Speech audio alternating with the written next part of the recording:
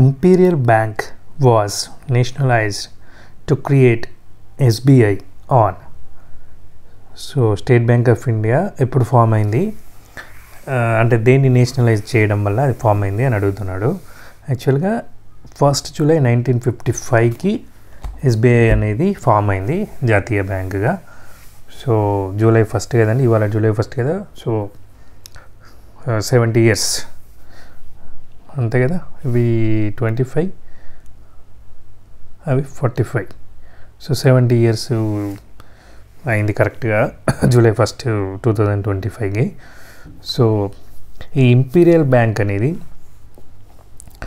అంతకుముందు ఒక 3 బ్యాంకులను మెర్జ్ చేయడం ద్వారా ఫామ్ అయిందనమాట ఇంపీరియల్ బ్యాంక్. ఇంపీరియల్ బ్యాంక్ని నేషనలైజ్ చేయడం ద్వారా ఎస్బీఐ ఫామ్ అయింది. బట్ ఇంపీరియల్ బ్యాంక్ ఎలా ఫామ్ అయింది అంటే 1921లో ఫామ్ అయింది ఇంపీరియల్ బ్యాంక్.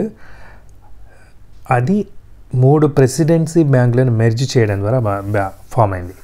ఆ 3 ప్రెసిడెన్సీ బ్యాంక్స్ ఏంటంటే the bank of Bengal, the bank of Bombay, bank of Madras. So ఈ 3 ప్రెసిడెన్సీ బ్యాంక్స్ని మెర్జ్ చేశారు ఎప్పుడు 1921లో. సో 1921లో ఏర్పడ్డ ఇంపీరియల్ బ్యాంక్ని జాతీయం చేయడం ద్వారా State Bank of India 1 July 1955న ఏర్పడింది. నెక్స్ట్ క్వశ్చన్, COP 30 నవంబర్ 10 నుంచి 21, 2025లో జరగబోతుంది. విల్ బీ హెల్డ్ ఎక్కడ జరగబోతుంది? సో COP 30, కాప్ అంటే కాన్ఫరెన్స్ ఆఫ్ పార్టీస్, రైట్. ఈ కాన్ఫరెన్స్ ఆఫ్ పార్టీస్ అనేటువంటి సదస్సుని ఎవరు నిర్వహిస్తారు? ఇది UNFCCC, United nations framework convention on climate change వాళ్ళు నిర్వహిస్తారు. సో ఎవ్రీ ఇయర్ అని ఏం లేదు, ఒక్కొక్కసారి గ్యాప్స్ కూడా ఉంటాయి. బట్ లాస్ట్ ఇయర్ కూడా నిర్వహించారు అండ్ ఈ ఇయర్ కూడా నిర్వహించబోతున్నారు. ఈ ఇయర్ ఎక్కడ నిర్వహించబోతున్నారు అనేది ప్రశ్న. ఎక్కడ అంటే బెలెమ్, బ్రెజిల్. సో బ్రెజిల్లో ఏర్పాటు చేయబోతున్నారు సదస్సు. అండ్ బ్రెజిల్లో ఇప్పుడు ఈ ఇయర్ ఒకటి ఆల్రెడీ జరుగుతుందంటే ఒక ఫేమస్ సదస్సు ఏంటది? బ్రిక్స్ సదస్సు. రియో డి జనైరోలో బ్రిక్స్ సదస్సు ఇప్పుడు జరుగుతుంది. జూలై 5th or 6th ఆ టైంలో జరగబోతుంది. సో గుర్తుపెట్టుకోండి, వెరీ వెరీ ఇంపార్టెంట్. సో బ్రెజిల్లోనే ఇప్పుడు 2 సదస్సులు ఉన్నాయి ఈ ఇయర్లో. ఒకటి COP 30 ఉంది, నవంబర్లో జరగబోతుంది. And at the same time ఇప్పుడు బ్రిక్స్ సదస్సు ఆల్రెడీ జూలై షెడ్యూల్లో ఉంది, జూలై 5th or 6th. అయితే ఇప్పుడు ఈ COP 30 గురించి మాట్లాడుకున్నాం కదా, ఇప్పుడు COP 29 గురించి మాట్లాడుకుందాం. లాస్ట్ ఇయర్ది కాబట్టి COP 29 కాన్ఫరెన్స్ ఆఫ్ పార్టీస్. ఇది మేజర్గా ఎన్విరాన్మెంట్ గురించి అండ్ అదేవిధంగా క్లైమేట్ చేంజ్, క్లైమేట్ యాక్షన్ గురించి మరియు గ్లోబల్ వార్మింగ్ గురించి ఈ యొక్క పర్యావరణ అంశాల మీద ఈ యొక్క కాన్ఫరెన్స్ ఆఫ్ పార్టీస్ దేశాలు జనరల్గా డిస్కషన్ జరుపుతాయి.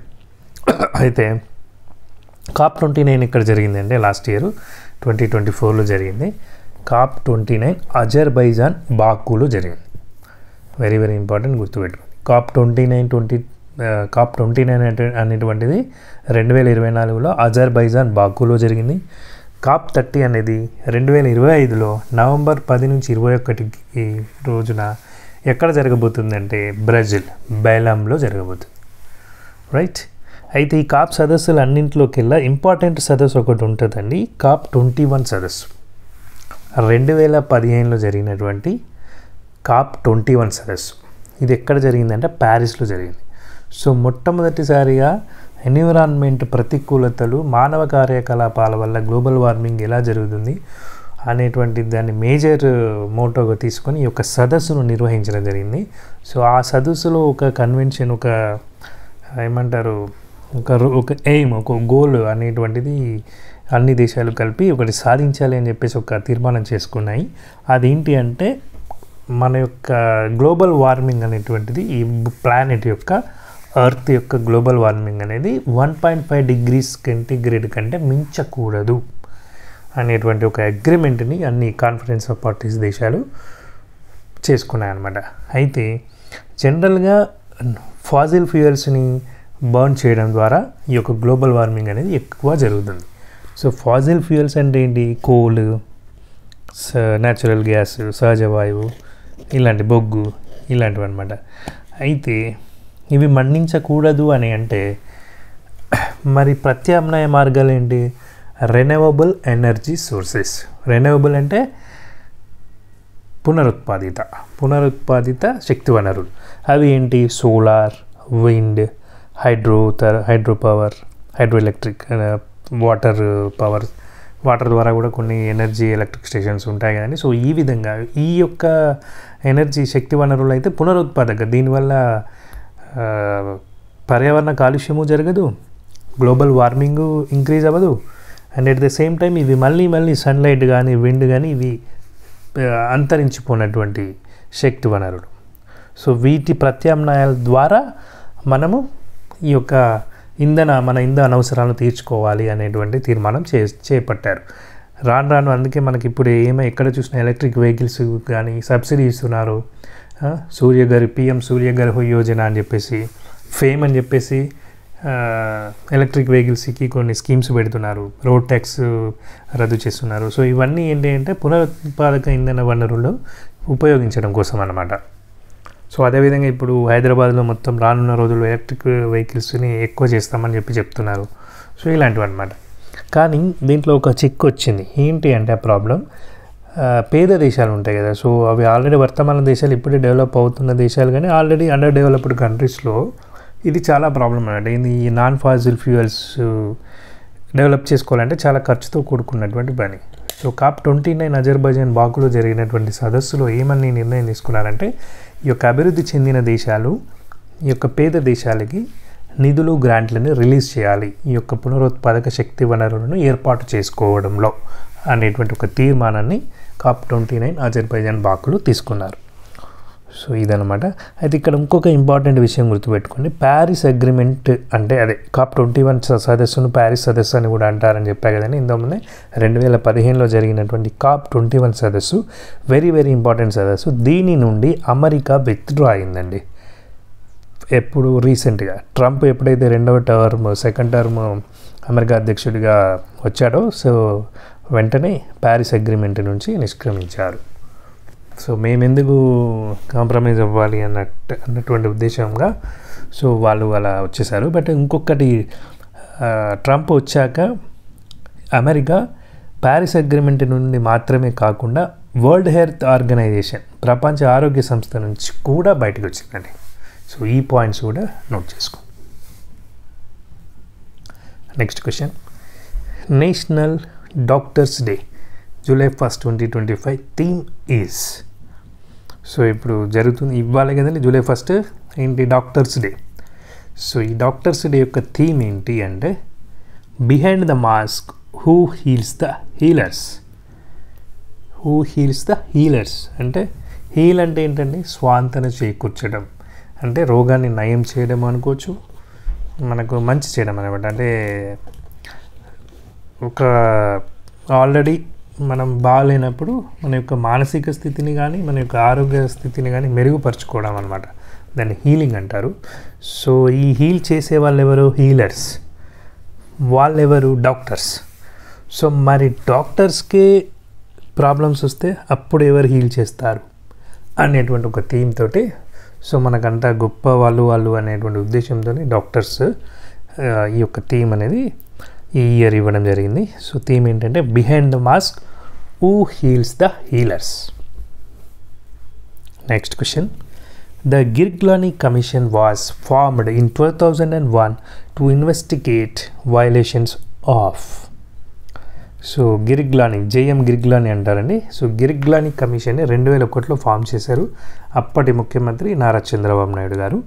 సో ఇది దేని గురించి ఫామ్ చేశారు అని అడుగుతున్నారండి. అయితే మనకు GO 16 అని ఉంటుందండి ఒకటి. సో GO 16 యొక్క వయోలేషన్స్ ఏమన్నా ఉన్నాయా, ఉల్లంఘనలు ఏమన్నా ఉన్నాయా, ఉంటే ఆ ఉల్లంఘనలు ఏమిటి అనేది కనుక్కోవడానికి ఈ యొక్క కమిటీని నియమించడం జరిగింది. ఈ జేఎం గిర్గ్లానీ అనే అతడు ఏకసభ్య కమిషను. ఇతను 2001లో నియమింపబడితే 2001 అక్టోబర్కి ప్రాథమిక నివేదికనిచ్చాడు అండ్ 2004లో తుది నివేదికనిచ్చాడు. సో 2004లో తుది నివేదికనిచ్చే టైంకి వైఎస్ రాజశేఖర రెడ్డి గారు మన ఆంధ్రప్రదేశ్ సీఎంగా ఉన్నారు. సో జీవో 16కి వైలేషన్స్ జరిగాయి, చాలా జరిగాయి అని చెప్పేసి ఆ యొక్క నివేదికని ఇవ్వడం జరిగింది గిరిగ్లాని. సో అసలు జీవో 16 అంటే ఏంటి? ఫస్ట్ ఆఫ్ ఆల్ జీవో 16 అనేటువంటిది ఏంటంటే ప్రెసిడెన్షియల్ ఆర్డర్స్ 1975. సో మనకు తెలంగాణ ఉద్యమంలో మీకు ఐడియా ఉంటుంది. నేను పివి నరసింహారావు గురించి నిన్ననో మొన్న ఒక క్వశ్చన్ చెప్పేటప్పుడు చెప్పాను. ఏంటి పివి నరసింహారావు గారు రాజీనామా చేశారు 1973లో అని చెప్పాను, గుర్తుందా? జై ఆంధ్ర ఉద్యమం ఒకటి నడిచింది అప్పుడు. సో అప్పుడు మన పివి నరసింహారావు గారు విధి లేక రాజీనామా చేస్తే అప్పుడు రాష్ట్రపతి పాలన విధించారు. రాష్ట్రపతి పాలన అనంతరము జై ఆంధ్ర ఉద్యమాన్ని తగ్గించడానికి ఇందిరాగాంధీ ప్రభుత్వం ఒక 6 పాయింట్ ఫార్ములాను నివేదించడం జరిగింది. అదేంటంటే దానికి రాజ్యాంగ చట్టబద్ధత కూడా కల్పించారు, రాజ్యాంగబద్ధత కల్పించారు. అదేవిధంగా ఒక హైదరాబాద్ సెంట్రల్ యూనివర్సిటీని ఏర్పాటు చేయడం, అదేవిధంగా తెలంగాణ ఉద్యోగాలు తెలంగాణకే అని, తెలంగాణ నిధులు తెలంగాణకే ఖర్చు చేయాలి అని. సో ఈ విధమైనటువంటి కొన్ని 6 పాయింట్స్ అనేటువంటివి దాంట్లో నిర్ణయించడం జరిగింది. ఆ 6 పాయింట్ ఫార్ములాని బేస్ చేసుకుని 1975లో ప్రెసిడెన్షియల్ ఆర్డర్స్ వచ్చాయండి, రాష్ట్రపతి ఉత్తర్వులు అంటారు. సో విద్యా ఉద్యోగాల్లో లోకల్స్కి సో గెజిటెడ్ అయితే ఇంత పర్సెంట్, నాన్ గెజిటెడ్ అయితే ఇంత percent, 80% local, non local, open categories అని చెప్పేసి ఈ విధంగా చేయాలి, అంటే ఉద్యోగాల్లో నియామకాలు చేయాలి అని చెప్పేసి ఒక ప్రెసిడెన్షియల్ ఆర్డర్స్ 1975లో వచ్చాయండి. సో ఈ రెండు ఆర్డర్స్, ఈ తెలంగాణ ఉద్యోగాలు తెలంగాణ వాళ్ళకే అనేటువంటి యొక్క భావన యాక్చువల్గా ఏంటంటే 1975 నుంచి కూడా 1985 వరకు కూడా ఇది అమలు పరచబడలేదండి, అంటే న్యాయంగా అమలు పరచబడలేదు. సో బోగస్ సర్టిఫికేట్లు ఉన్న వారికి ఉద్యోగాలు వచ్చాయి. అండ్ ఎక్కడైతే ఓపెన్ కేటగిరీలో ఉద్యోగాలు తీసుకోవాలో ఆ ఓపెన్ కేటగిరీలో కాకుండా ఆ ఓపెన్ ప్లేస్లో నాన్ లోకల్ అని చెప్పేసి పూర్తిగా తెలంగాణ వాళ్ళని పక్కన పెట్టేసి ఓపెన్ కేటగిరీలో నాన్ లోకల్ వాళ్ళకి ఉద్యోగాలు ఇవ్వడం జరిగింది. సో ఇదే విధంగా క్యాలిక్యులేట్ చేస్తే అరౌండ్ 58,000 నాన్ లోకల్ వాళ్ళు, అంటే లోకల్ ప్లేస్లో నాన్ లోకల్ వాళ్ళకి ఉద్యోగాలు వచ్చాయనేటువంటి నివేదికలు కూడా ఇవ్వడం జరిగిందనమాట. సో ఈ యొక్క 610 జీవో ఏం చెప్తుందంటే ఈ తెలంగాణ వాళ్ళ ఉద్యోగాలు తెలంగాణకే అనేటువంటి ఒక జీవో అనమాట. ఇది పాస్ చేయడం జరిగింది ఎప్పుడు? 1985 డిసెంబర్ 30న. ఎవరు పాస్ చేశారు మరి 610 జీవో అంటే అప్పటి ముఖ్యమంత్రి ఎన్టీఆర్ ప్రభుత్వం పాస్ చేసింది. సో ఈ ఎన్టీఆర్ ప్రభుత్వం ఈ 610 జీవోని ఏ కమిటీ సూచనల మీదకి పాస్ చేసింది అంటే Sundaresan committee and Jayabharat Reddy committee. So ఈ జయభారత్ రెడ్డి కమిటీనే ఆఫీసర్స్ కమిటీ అని కూడా అంటారు. సో ఈ జయభారత్ రెడ్డి కమిటీ దేనికోసం ఏర్పరచబడింది అంటే ఈ ప్రెసిడెన్షియల్ ఆర్డర్స్ 1975, అదేవిధంగా ఈ 6 పాయింట్ ఫార్ములా, వీటి యొక్క ఉల్లంఘనలు ఏమైనా ఉన్నాయా అనేటువంటిది తేల్చి చెప్పడానికి ఏర్పాటు చేసినటువంటి కమిటీయే జయభారత్ రెడ్డి కమిటీ లేదా ఆఫీసర్స్ కమిటీ. సో ఇది ఇచ్చిన నివేదిక సేమ్ అదేవిధంగా ఉల్లంఘనలు జరిగాయి అనే చెప్పింది. సో ఆ నివేదికను మళ్ళీ పునఃసమీక్షించడానికి మళ్ళీ ఒక కమిటీని వేయడం జరిగింది, అది Sundaresan committee. So Sundaresan committee కూడా ఈ యొక్క ఉల్లంఘనలు జరిగాయి అని చెప్పడం వల్ల ఈ రెండు కమిటీల యొక్క సూచనల మేరకి అప్పటి ప్రభుత్వం, ఎన్టీఆర్ గారి ప్రభుత్వం, నందమూరి తారక రామారావు గారి ప్రభుత్వం 610 జీవోను తీసుకొచ్చింది. కానీ ఈ 610 జీవో కూడా అమల్లోకి నోచుకోకపోవడం వల్ల, నియామకాలు సరిగా జరగకపోవడం వల్ల తెలంగాణ వాసులకు అన్యాయం జరుగుతుంది అనేటువంటి ఉద్దేశంతో ఈ ఉల్లంఘనలు ఏమైనా ఉన్నాయా, ఉంటే ఏమిటి, వాటిని బయటపెట్టండి అని చెప్పేసి చంద్రబాబు నాయుడు గారు వేసినటువంటి కమిటీయే Girglani commission. Next question, who is the incumbent governor of Odisha? Odisha యొక్క గవర్నర్ ఎవరని అడుగుతున్నారని, ఖమ్మంపాటి హరిబాబు. ఒడిషా యొక్క గవర్నర్ ఖమ్మంపాటి హరిబాబు. అండ్ అదేవిధంగా ఒడిషా యొక్క సీఎం ఎవరని, ఒడిషా యొక్క సీఎం ఎవరనేది మీరు కామెంట్ సెక్షన్లో తెలియజేయండి. Thank you friends.